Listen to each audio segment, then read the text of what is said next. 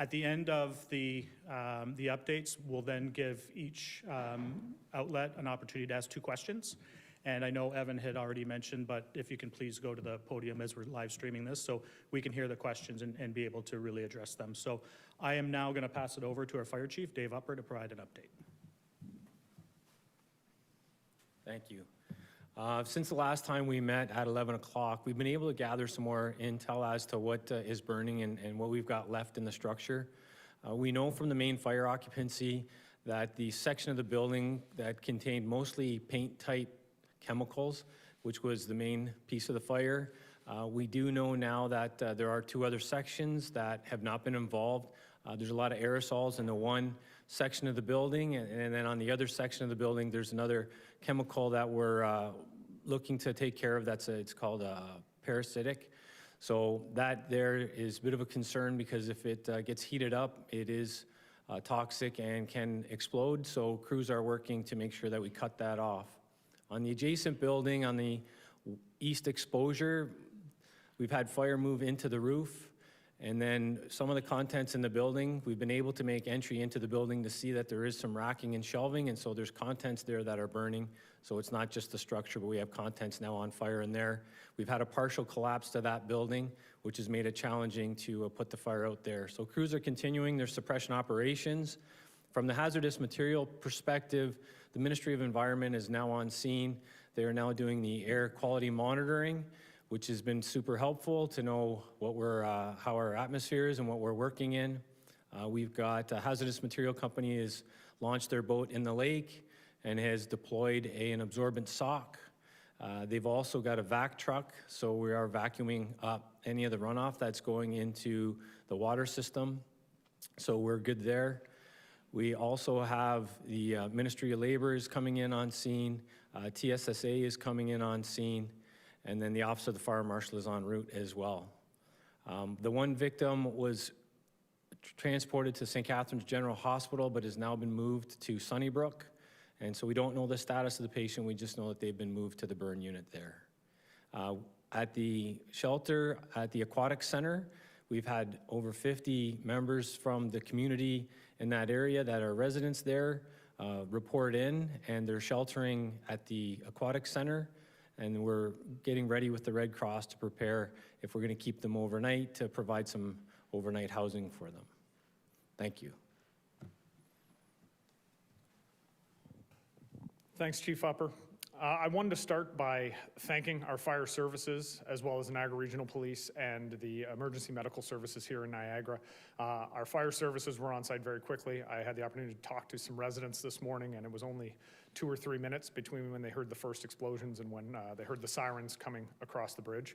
So I want to thank them. I also want to thank city and regional staff, as well as the Red Cross and the Niagara SPCA for their help in working with the evacuees.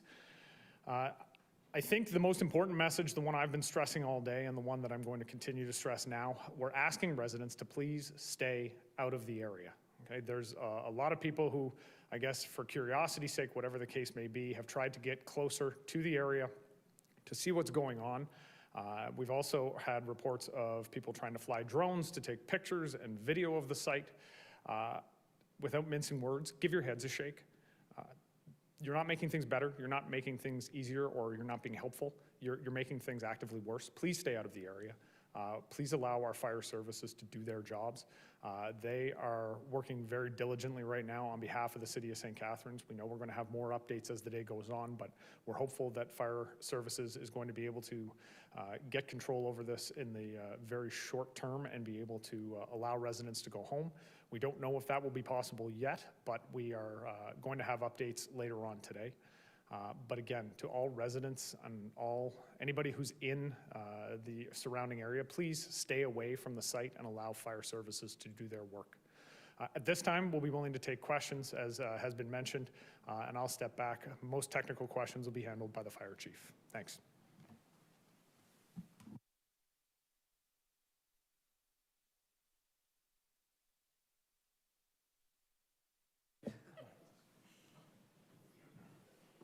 Chief, so can you just give us an idea of how, if you've been able to get some sort of control over the fire, or I mean, because obviously it's still burning. Yes, the fire's still burning. What I could say is we've contained the fire. We're happy with the progress that we're making and that we've done a good job. We are in containment. Can we say it's under control? No, we still see that there's material burning. We still see open flame, but we've contained it. So we're in a good spot. The other thing I was going to ask, you mentioned there's that one section of the building that has a parasitic, I guess, substance that could be toxic if it gets heated. Can you tell me a little bit more about what that substance is and how close the fire is to that section of the building? Yeah, we're working with the owner to make sure that that substance is not involved. It's not close. There's 5 bays to this building. So the bay that is involved is the middle section, so you could say the 3rd bay in the center of the occupancy. And then these chemicals are on the far bay on the 5th bay. So we do have some room there. We've got some crews, so we're not concerned, but we want to make sure that we're containing the fire and holding it back, and we're not allowing it to move in that direction. Yeah, we don't know a whole lot about it, so I can't comment. I think the thing is it's not just one substance, there's a whole bunch. So trying to say, it's one chemical, we can't do that. They process many chemicals, and so that's one of the challenges here, is that we're not just dealing with one chemical. We've got quite a few that we're trying to figure out how we're going to mitigate it. How serious an issue would be with that? Yeah, obviously we've checked our isolation distances and we've moved all the residents out. We don't think that right now that there's anything in serious jeopardy because we've been able to contain it. The winds aren't pushing it anywhere. It's not a wind-driven fire. And so we don't have a concern there. If it was to get heated up, again, we're working with the Canada Spills Action Center. We're working with the Ministry of Environment, with the owner to try to determine what that would look like if we ended up losing control of this. But like I said, we've got it contained, and so we're happy with where we are right now. Hi, Chief. Brittany Rosen, Global News Toronto. I just want to get a sense of if you have any more information on the circumstances leading up to the explosion. I know you mentioned that one employee was taken to hospital in critical condition. You mentioned that you're investigating a number of chemicals. Any idea what this employee was handling that, led to this type of explosion? Residents that we've been speaking to have said it sounded like an atomic bomb. They heard 20 different explosions. So what were the circumstances leading up to this? Was the employee alone in the building? Just want to get some more information on that. All that will be determined in the investigation with the Office of the Fire Marshal and St. Catharines Fire Services. The piece that I can share with you that we do know is that the employee was in the building alone. They were there prior to any other staff members. We don't know any of the events that led up to the explosion. We know that there was kind of an initial catalyst explosion, so to speak, to start things off, which obviously shook the area. We've heard of reports that people had felt the explosion several kilometers away. And then from there, the fire evolved.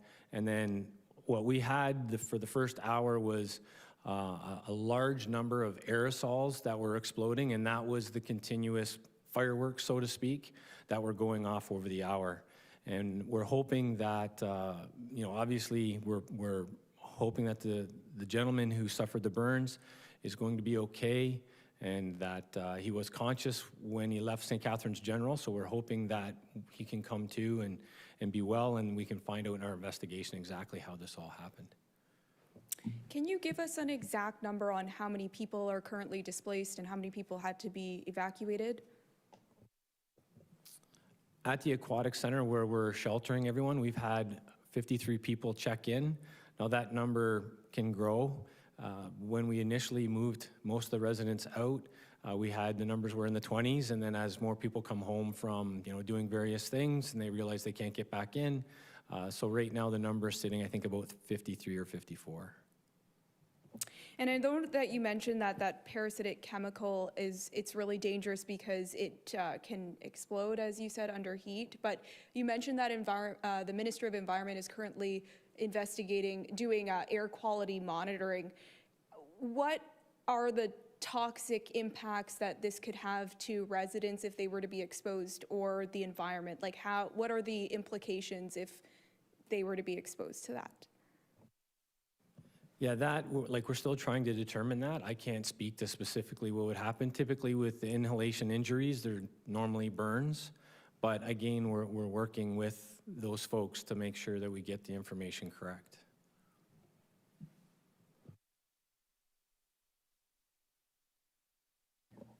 Hi, Alan from the Standard. Have you considered bringing in mutual aid from other community fire departments, or? Right now, with the containment, we're happy to keep the crews and just keep rotating staff through the scene. And so we have not reached out to any of our partners for mutual aid. The only thing that we have done is we reached out to the town of Lincoln. They have a rehab unit which has joined us on scene. It allows us just to get staff out of the elements and a place to sit down for a few minutes while we rotate crews through the scene. The Ministry of Environment, have they been able to give you any information about air quality in the area? Is there any chemicals currently in the area, or? Well, they started checking the two schools first, Assumption School and Port Weller, and the atmosphere there, when they checked it, was clean, so there was no issues there. They're continuing to work their way towards the scene. I don't know where they are right now because I'm here, but hopefully once I return to the scene, we'll get some better information. Hi, Chief. Earlier you mentioned you were hopeful that residents may be allowed to return at some point this evening. What, from your viewpoint, needs to happen to ensure that residents can safely return to their homes? There's a couple of factors that we want to weigh in before we allow residents back. One is to make sure we've got the fire out. We still are able to see contents burning in the buildings.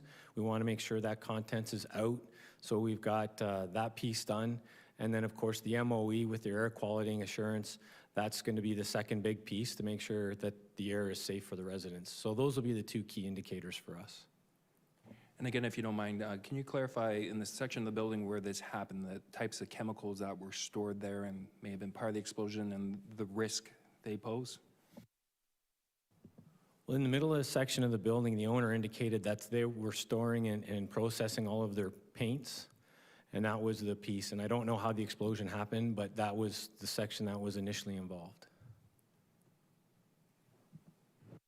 Just to the point of numbers, how many trucks, how many staff do you have on site? And how long do you anticipate having that number of staff and trucks on site? In the initial response, we had 4 pumps, the 2 aerials, and the rescue. But once they realized, they upgraded the alarm. So we had 6 pumps on scene, the 2 aerials, the rescue. When we did a count of staff on scene for accountability, we had 30 members. That's not inclusive of Niagara Regional Police and the EMS. They also responded to the scene and had a fairly robust response. So the staffing numbers from fire would be at 30. Police and EMS were probably pushing 50.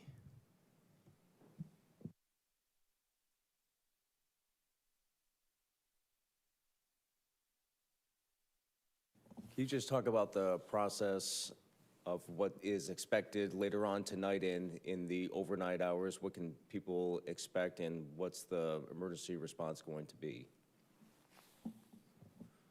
So crews will remain on scene as is until we get to a point where most of the contents of the fire have been knocked down, and then we would start to de-escalate. I would anticipate that crews will remain on scene probably until after dinner. We're looking to make a determination as to whether residents will be able to go back at 4:30. That's the time that we've picked to determine whether we're going to find alternative housing for them for the night so that they can stay somewhere. We're working with the Red Cross to make those arrangements. There are facilities that are available. We've checked, so we have somewhere for them to go. We're hoping that in the next several hours that we make good headway on the fire and that we have good clarity of the air, and then we can get them back. For resources on scene, we've already de-escalated both the EMS and the police. They've both done a phenomenal job for us, and the NRP has helped us also with traffic control and then helped us evacuate the neighborhood. So they've been tremendously helpful, and we've started to de-escalate those folks. And then for fire, we'll remain on scene and we'll stay as is for our resource determination until we see improvement. And just for clarity, was it just one other business the fire had expanded to, and what's the extent? And what's the extent of damage? The second building that was involved was on the east side. So 20 was the original fire occupancy. Number 18, Keefer, was the exposure. The fire extended into the roof early on, so we got crews immediately over there. We didn't realize how far it extended into it because we couldn't get into the building at first, so we forced entry. Crews were inside, and then we had a bit of a partial collapse, so we pulled everyone back. Now that the building is, like I said, we've contained the fire, so it's not pushing anymore. Staff have been able to go in there and see that we've got a roof collapse. There's a lot of shelving and racking that are full of contents, and so that's burning. We cannot send staff into a building that's, into the collapsed portion of the building, and that's making it challenging because we can't physically get to the contents. So we have to stand back and set up high volume water streams to put water on that fire. Mayor, quick question for you. If the residents are not allowed back in their homes this evening, is there any plans from the municipality to provide additional support or pay for accommodations, anything of that nature? So at present, we're making contingency plans in case that's required. The Niagara region, through the Social Services Department, along with the Red Cross, is reaching out to hotels in the area to identify any rooms that may be available for us to be able to put residents up in if that's necessary. We'll have that determination made by about 4:30 today, so that additional information will be in residents' hands by then. To the chief, just on the process of evacuating, did you get any pushback from residents? I mean, I know this was something the police helped you out with, the NRP, but what was the initial reaction from the residents who were asked to evacuate? Yeah, the response was very good.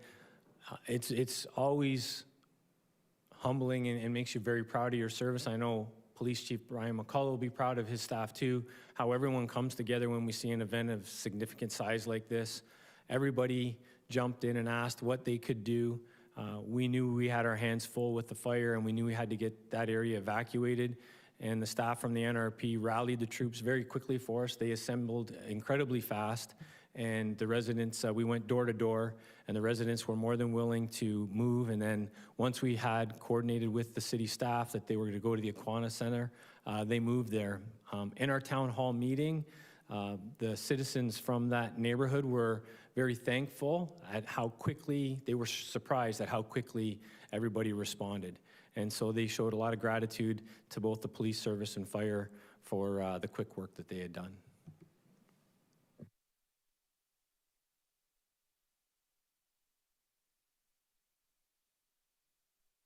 So thanks, everybody. We will continue to provide updates on the city website and through our social media with St. Catharines Fire as well as the city of St. Catharines.